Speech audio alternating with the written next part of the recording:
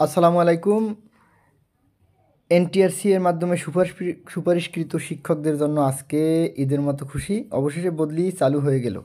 বদলির প্রজ্ঞাপন আপনারা দেখছেন। আমি আপনাদেরকে প্রজ্ঞাপনটা সম্পূর্ণ দেখাচ্ছি। এখানে দেখতে পাচ্ছেন আপনারা 19 ডিসেম্বর 2024 তারিখে, অর্থাৎ মাধ্যমিক উচ্চ মাধ্যমিক শিক্ষা বিভাগ থেকে প্রকাশিত হলো।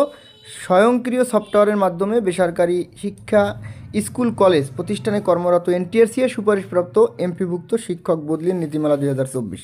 তার মানে 2024 সালে নীতিমালা আজকে প্রকাশিত হলো 19 ডিসেম্বর। স্কুল ও কলেজ, মাদ্রাসাটা এখনই হয়নি, তবে মাদ্রাসাটা শীঘ্রই আশা করা যায় হবে।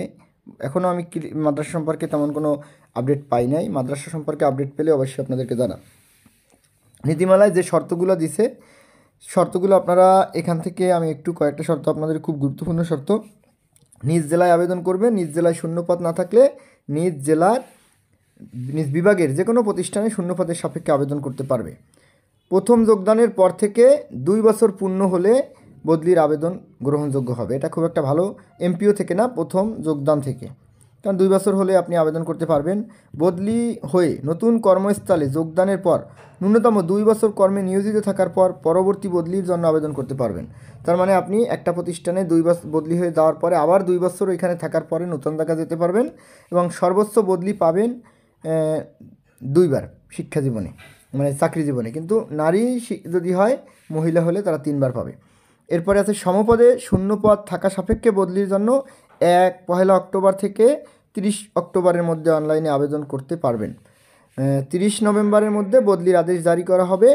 30 ডিসেম্বরের মধ্যে নতুন কর্মস্থলে যোগদান সম্পন্ন হবে। তার মানে অক্টোবর মাসের 30 তারিখে 1 অক্টোবরে আবেদন শুরু হবে, অক্টোবরে 30 অক্টোবরের মধ্যে আবেদন শেষ হবে, এবং নভেম্বরের মধ্যে বদলির আদেশ জারি হবে, আর 30 ডিসেম্বরের মধ্যে নতুন কর্মস্থলে যোগদান করা যাবে।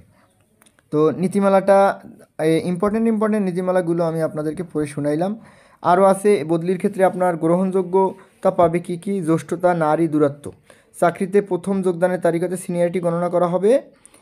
আর দূরত্ব পরিমাপের ক্ষেত্রে জনপ্রশাসন মন্ত্রণালয়ের মডেল অনুসরণ করা হবে। মোটামুটি এই গুরুত্বপূর্ণ যে নীতিমালা শর্তগুলো আমি আপনাদেরকে পড়ে শোনালাম। আর তেমন গুরুত্বপূর্ণ আপনারা পড়ে নেবেন, আমি আপনাদেরকে ভিডিওতে দেখে পড়ে নেবেন, অথবা কমেন্টে পেজ দুটো দিয়ে দিচ্ছি আমি, মানে নীতিমালার পুরা প্রজ্ঞাপনটা দিয়ে দিচ্ছি, কমেন্টেই থাকবে। তো এত সুন্দর একটা নিউজ আপনাদের সাথে শেয়ার করলাম। পরবর্তীতে আপডেট যে কোনো নিউজ পেলে আপনাদেরকে জানাবো, এবং মাদ্রাসা শিক্ষকদের জন্য কী করণীয় সামনে হবে, বা হোমিওপ্যাথি আন্দোলন লাগতে পারে, বা হয়তো বা অনেকে তো রিড করবে যদি মাদ্রাসা বদলি না দেয়। যাই হোক, সেটা পরে দেখা যাবে, এবং আপডেট পেলে আমি জানাবো। ধন্যবাদ সবাইকে, ভালো থাকবেন। আসসালামু আলাইকুম।